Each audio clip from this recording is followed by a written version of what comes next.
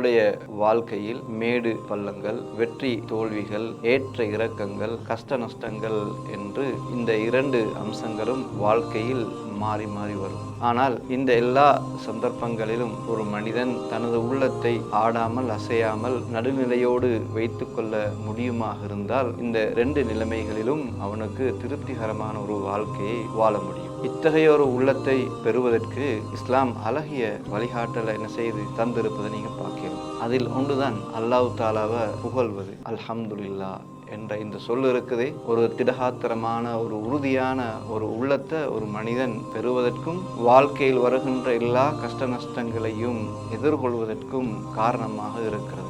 அத்தகைய ஒரு ஒரு ஒரு ஆற்றல் மிக்க ஒரு சொல்லாக அல்ஹம்துலில்லாஹ், எல்லா புகழும் அல்லாஹ்வுக்கே என்ற இந்த சொல் அமைந்திருக்கிறது. அல்லாஹ்வின் தூதர் ஸல்லல்லாஹு அலைஹி வஸல்லம் அவர்கள் இந்த சொல்லை எப்போது சொல்லுமாறு கட்டளையிட்டார்கள் என்றால், அல்லாஹ் தஆலாவுடைய ஒரு நியமத்தை யாரெல்லாம் அனுபவிப்பார்களோ அவர்கள் சொல்ல வேண்டிய வார்த்தை அல்ஹம்துலில்லாஹில்லதி அத்அமனா, இந்த உணவை எங்களுக்கு அளித்த இறைவனுக்கே எல்லா புகழும் என்று நாங்கள் தூங்கி எழும்புகின்ற போது, உணவு உண்ணுகின்ற போது, உணவு உண்டு முடிந்ததற்கு பிறகு இத்தகைய ஒரு துவாவை இறை தூதர் ஸல்லல்லாஹு அலைஹி வஸல்லம் அவர்கள் எங்களுக்கு கற்றுத்தந்திருக்கின்றார்கள். அது மாத்திரமல்ல, வாழ்க்கையில் எல்லா நிலைகளிலும் நாங்கள் இந்த சொல்லை உணர்வுபூர்வமாக சொல்ல முடியுமாக இருந்தால் வாழ்வில் எந்த நிகழ்வும் எங்களுடைய உள்ளத்துக்கு பாதிப்பாக அமையாது.